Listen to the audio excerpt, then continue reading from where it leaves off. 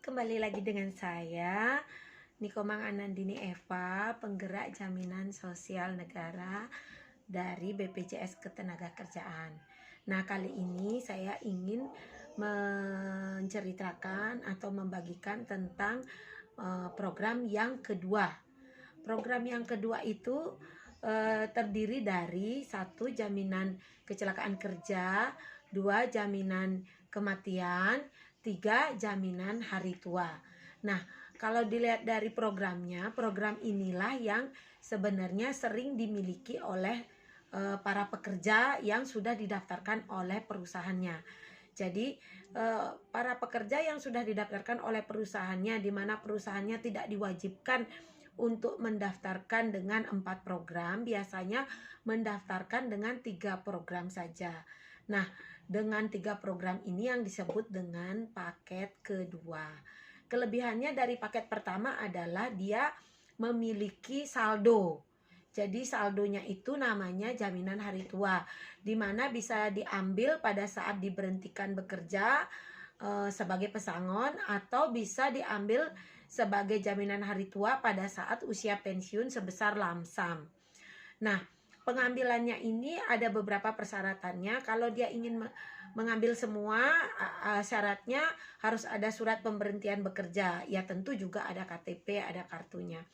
Nah, kalau dia ingin mengambil sebagian karena ingin untuk konsumtif atau pembelian down payment rumah juga bisa, tapi ada persyaratan-persyaratannya.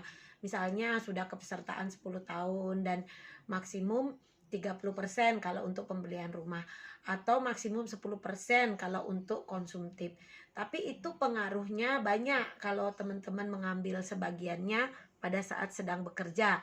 Nanti pada saat usia pensiun akan dikenakan pajak sebagian dari, ada perhitungannya lah, sehingga nanti pada saatnya pensiun ada pemotongan-pemotongan yang disebabkan dari perhitungan pernah mengambil di masa masih bekerja.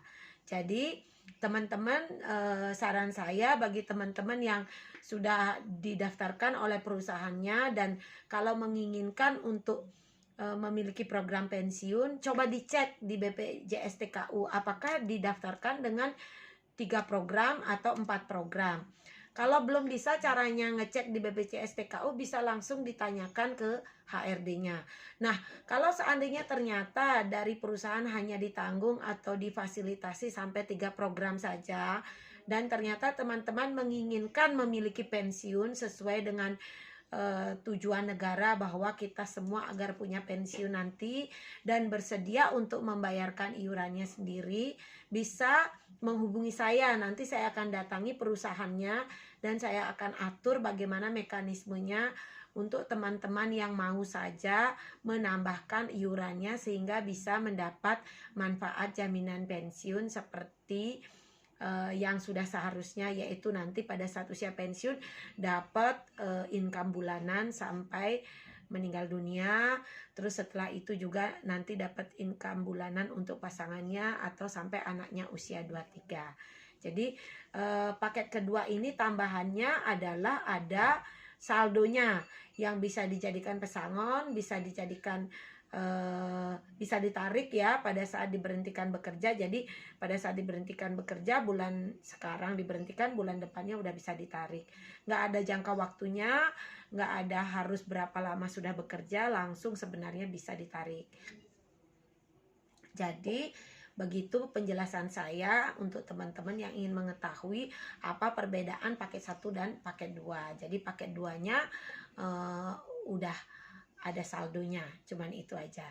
Jadi kalau terjadi musibah bagaimana? Pada saat terjadi musibah yang perlindungannya hanya seperti paket 1, yaitu jika terjadi kecelakaan, jika terjadi jaminan kematian plus saldonya. Jadi nggak ada setelah itu nanti income bulanan untuk keluarga yang ditinggalkan, nggak ada. Jadi kalau menurut saya sih, saran saya lebih bagusnya ikut paket yang keempat, karena paket yang keempat ini udah lengkap untuk keluarga yang ditinggalkan, untuk kita sendiri di masa tua juga menjadi lengkap manfaatnya. Sayang sekali kalau hanya ikutnya dengan 3 program, yaitu di paket 2. Jadi di paket 2 ini kurang pas gitu ya menurut saya.